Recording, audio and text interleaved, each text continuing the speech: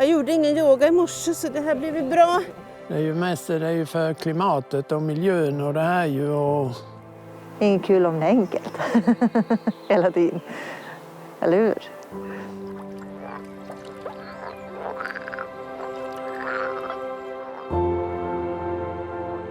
Grip on Life.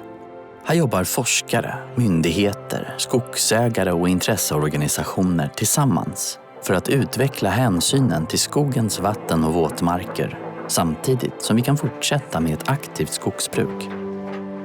För att säkra våra naturresurser måste skogens vattenmiljöer bevaras. De är naturens eget blodomlopp och en förutsättning för mångfald och variation. Rent vatten är förstås också en omistlig resurs för allt levande. I en osäker framtid med extrema väderhändelser och ett allt varmare klimat hjälper våtmarkerna och vattendragen oss att hålla kvar fukten och regnet och bidrar till att lindra torkans härjningar.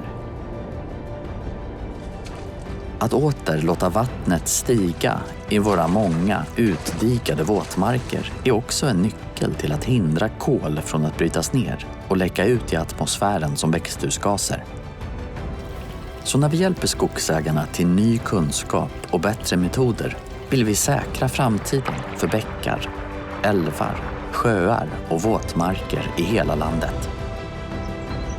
Samtidigt säkrar vi vår egen framtid. Jag har lugnt den stora stenen mitt i bäcken. En riktig klumpedunk. Grip on Life är en framgångssaga och vi ska visa några kapitel ur den.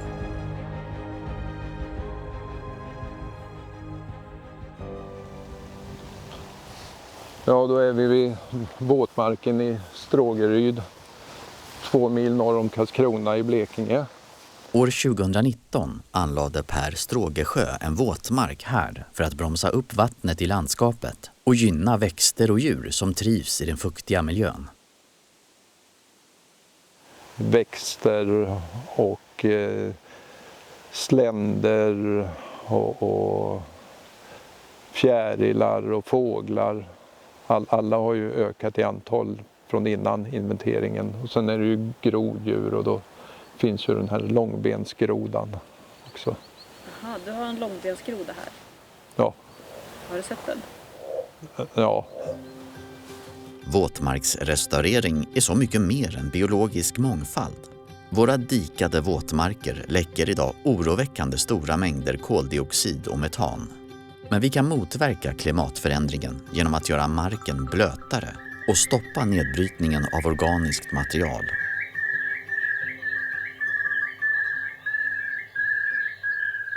Storspovarna sjunger på myren vid Ånsjön i Jämtland. Här mäter Åsa Casimir växthusgaser tillsammans med sitt forskarteam. Forskningen är finansierad av Grip on Life och Åsas budskap är tydligt. Täppa igen dikerna. Man gör marken blötare igen. Den behöver ju inte bli en sjö här utan det räcker med att den blir blöt så att vattnet kommer närmare markytan.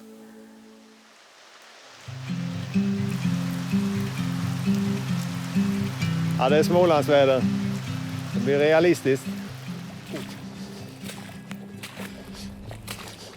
Detta är en dikespropp och här ser man en tydlig skillnad. Här finns vattnet och här är det stopp.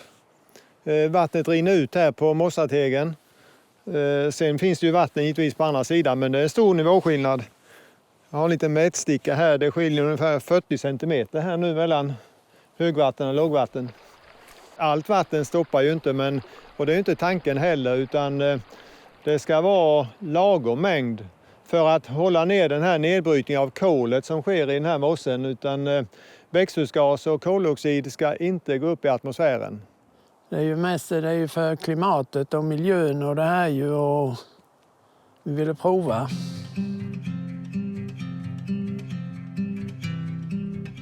Annan forskning visar samtidigt att magra torrmarker istället kan avge mera av den potenta växthusgasen metan om de återväts. Vi besöker Trollbergets experimentområde i Västerbotten, initierat och delvis finansierat av Grip on Life. vara en. Så här.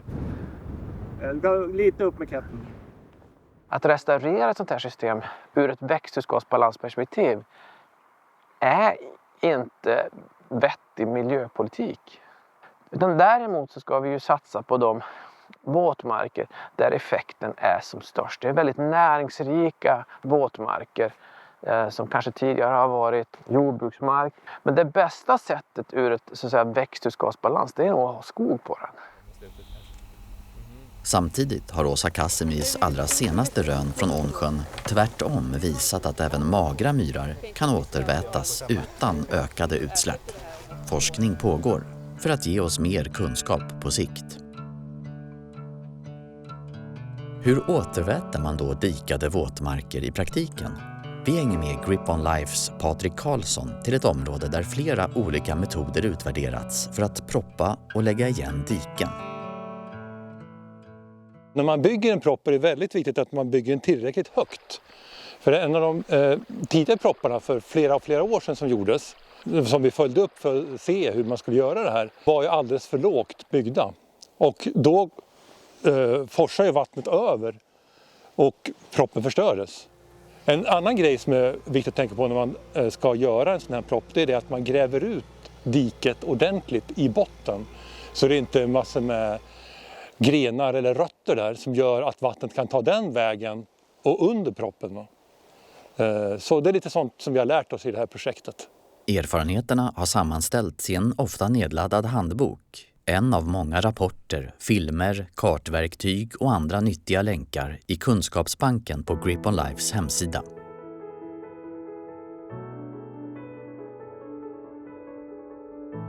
Vatten känner som bekant inga gränser. Vattendrag och avrinningsområden berör väldigt många människor.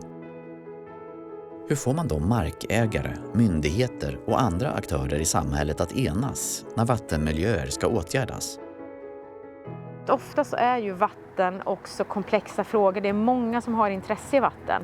Och det är ju faktiskt ett av de absolut viktigaste och framgångsfaktorn med den här samverkansprocessen vi har bedrivit. Att även om de här personerna nu som har suttit i samverkansgrupperna eller som är en del av samverkansgrupperna kom med i samverkan på grund av olika ingångar, man har olika intressen, så har vi alla haft ett gemensamt mål. Det är det absolut viktigaste, att sätta ett gemensamt mål.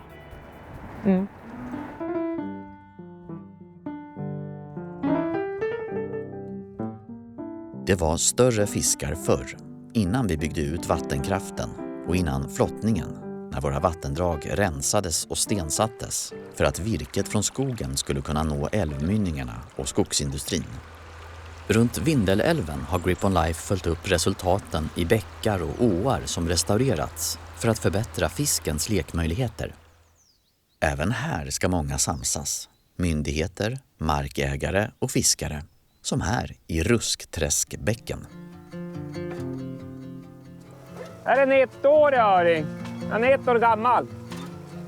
Ja, det vet jag. Ja, just det, Ruskträskbäcken, det är ett sånt här vattendrag som vi har följt upp inom GRIP som hade goda grundförutsättningar vad gäller öringbeståndet. Det fanns ett befintligt öringbestånd redan innan vi restaurerade där. Så det fanns liksom ett embryo till någonting där. Dessutom har den goda förutsättningar med utloppseffekt, vattenkemi, de fysiska egenskaperna är lämpliga liksom. Så den har ju varit ett sån här, vad ska jag säga, riktigt lyckat exempel där vi har även kunnat nå så långt att det även har blivit attraktivt sportfiskevatten.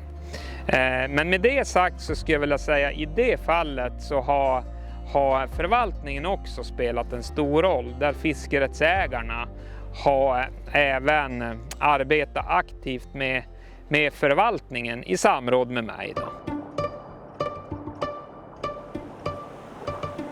Det finns ett intresse av att vara med och skapa det här gemensamma, att skapa en attraktiv bygd, en livsmiljö för de som bor här, de som besöker här.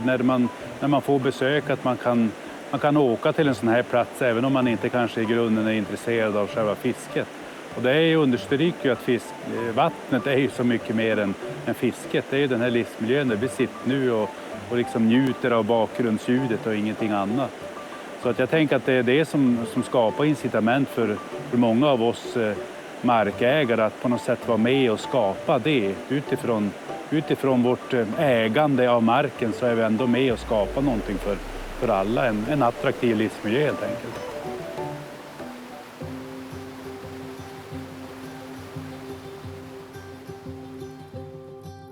Hänsynen till skogens vatten blir allt bättre. Men ännu saknar en tredjedel av alla strandlinjer mot vattendragen tillräckliga kantzoner efter avverkningarna. Det kan skapa problem för många arter. En av GRIPs uppgifter har varit att ge skogsägarna bättre förståelse för nyttan. Här är ett exempel. En kantzon skyddar både vattendraget och den känsliga skogsmiljön runt vatten vid en skogsbruksåtgärd. Om du ska röja, gallra eller avverka vid vatten, fråga dig då vad just din kantzon kan bidra med. Här är några tips.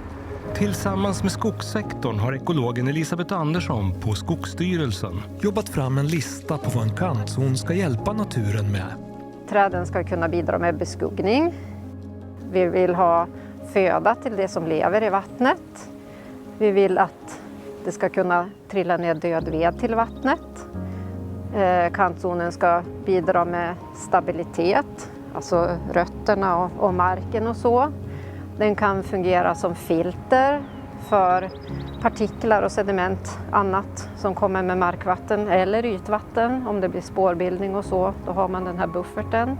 Och den sjätte funktionen är att bevara biologisk mångfald både i vattnet och i zonen i sig.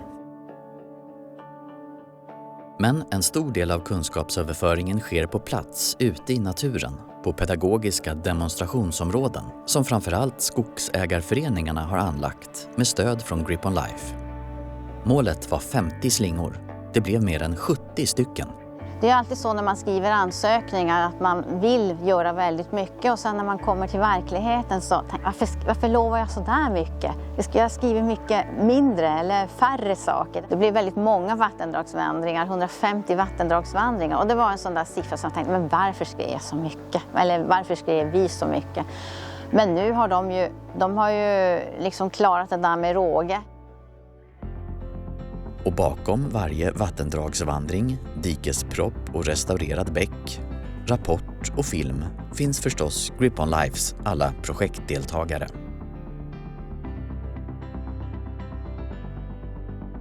För det är just styrkan i ett partnerskap, att alla hjälper till. Kommunikationen är ingenting som sker på mitt skrivbord utan alla bidrar verkligen jättemycket i arbetet och det tror jag är vår nyckel till framgång. Skogen är ju polariserad och det är nog den största styrkan egentligen med vårt partnerskap, att vi har varit både myndigheter och skogsägarföreningar och intresseorganisationer som har samlats och diskuterat under avspända förhållanden. I det här projektet har vi träffat många nya människor och en av dem påminde om en dikt. En droppe droppad i livets älv har ingen kraft att flyta själv. Det ställs ett krav på varenda droppe. Hjälp till och håll de andra uppe.